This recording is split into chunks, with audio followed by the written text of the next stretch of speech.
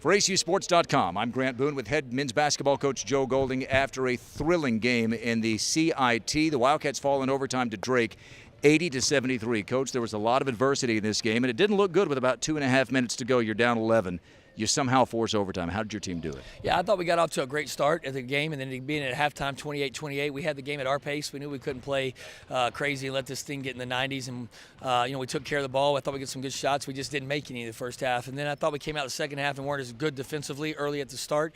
They kind of stretched the lead on us, and then we were able to fight back, and then they kind of stretched it again, and then it just stayed there. It seemed like we could get it to 8, right, and get to 6, and then back to 8, back to 10, and then finally we put the press on with about 3.5 minutes to go. They weren't aggressive. Obviously they would break our press, and they pulled it back and got a little passive. We were able to get a couple turnovers. We obviously hit some really, really big shots, but there was a lot of effort plays in those too. You look at BJ's offensive rebounds. I know Rick's went in there and didn't get the call, threw it up, and somebody else got an offensive rebound, whether it was Jaron or Hayden. And so I just thought, you look at, I think we had 54 rebounds and 22 offensive, and so I thought the effort was not a question. The fight was incredible. On the road against a very good team that we have a ton of respect for, team that's finished in the top half of the Missouri Valley, and didn't quit. Found a way to get it to overtime, and the bench was great. I think the whole time I thought we were going to come back. You just felt it, you just believed, and you got to give credit to our guys. You played most of the second half without Jalen Franklin, and so that added extra minutes to Tevin Foster and to Peyton Ricks and Drake Green. A lot of guys played heavy minutes in this game, in a game that went extra. Yeah, those guys are Division I players, though, and they took advantage of their minutes, and they played great. I was really, really proud of them, and so, I thought we went to our bench a lot today, and I thought those guys stepped up and played well, and that's a promising sign to move into the future. Those guys are going to have to step up and be starters here pretty soon, and so I'm extremely excited about those guys. Obviously, we'd like to have Jalen out there. He hurt his ankle. He's been bummed for a while on that ankle. He's been playing through a bunch of stuff, and I guess he just hurt it again there. And we gave him a chance there in the second half, but you could tell, it wasn't going to work. And so. Credit for the guys, next man up mentality, and guys stepped up and made plays. One of the things you tell your team is make the next play. Doesn't matter what just happened, right? And for Jelani Friday, who really struggled the last month of the year shooting from long range, didn't have a good, outside shooting day today, but when you had to have one for him, he stepped up and buried one that got you to within 2. It was that kind of a day, wasn't it? Yeah. Where it wasn't always pretty, was it? Right. You just found a way. We kept saying find a way, and that's a motto that we go by, and a culture we're trying to build is kind of next play mentality, find a way, trust the process, is continue to battle, compete, and I thought our guys competed.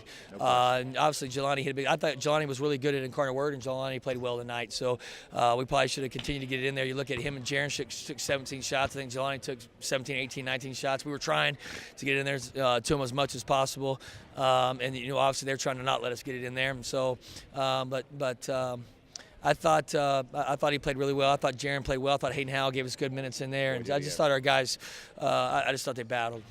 You talk about what this could mean for your team. What could mean individually for some of these guys? Yeah. B.J. Maxwell goes for 10 and 9. He's a rebound away from it. You don't even have a prayer of this game without B.J.'s effort today, do you? Yeah, he played really well, and I know he's a kid that wants more minutes, and he proved today that he probably deserves more minutes. And so I'm excited to see what kind of spring and summer he has and fall. And, I think he's a kid that's going to step up and play a lot of minutes next year. There's no question. He's kind of grown up in our program. And the one thing B.J. does, man, is B.J. plays with effort, and B.J. competes. And I think you saw it today. When he gets extended minutes, he puts up numbers. And so I thought he was really good at SFA when we weren't very good a couple weeks ago down there at their place. He was the one guy that competed and played with some energy, and so he deserved these minutes tonight. There's no question. I'm glad he took advantage of it, and I think we got to continue to develop BJ, and but his toughness and motor definitely changes our team. There's no question, and so I get excited about that moving into the future. You look, we've struggled on the glass all year, and they're not a great rebounding team, but to beat them 14 on the glass and get 22 offensive rebounds,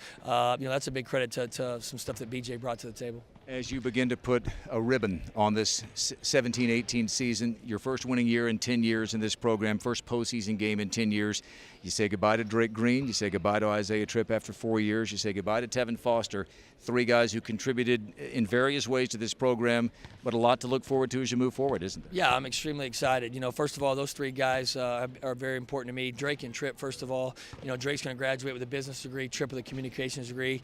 They came here, we were the worst program in college basketball. We talked about it. We came down here and got embarrassed 2 or 3 years ago. We're never in the game. to now, forcing overtime and having a chance to win on the road against a team that's better than they were, 2 or 3 years ago. So Drake and Tripp are incredible ambassadors of our program. You look at it, how we start to build a program now. You have Jay Little and Durant Porter and Austin Cook and Parker Wentz and Serb, and now you're adding Drake and Tripp and these Tevin. You're starting to get guys graduate from our fine university and stay involved in our program, and that's what, to me, building this culture and this program is all about at Abilene Christian. So I'm going to miss those two guys for sure. And then Tevin gave us a chance. He had a lot of opportunities to go to a lot of places. He only had one shot at this. And he trusted us with this, and he fit in immediately with our guys. There was some rough waters there for a while, like there always is when you add a piece. But he was a big part of what we did this year, and he made our program better. And so we're forever indebted to him. In 1 year, it feels like I told him in there, he's been with us for 4 years too. And so then the other guys, we got to take some time off. We got to recover. It's been a long grind, a long journey. Then we got to get back to work. There's definitely some things that we got to improve on and get better. I think there's no question we will. And I look forward to a great spring, a great summer, a great fall. We're adding 3 pieces to that we signed early. 2 of those guys won a state championship the other night. One of them, the other guy that didn't win a state championship, was Player of the Year. So we're really excited about red shirt. Yeah, and then obviously Tobias from Australia. So we're adding 4 really good pieces to the bunch we got back, and so extremely excited about the future of Abilene Christian basketball, and it's gonna be tough, to get back home and wake up and not have basketball practice. Congrats on a great season. Thanks, appreciate it. ACU finishes the season with an 80-73 overtime loss at Drake in the CIT, finishing the season with a 16-16 record.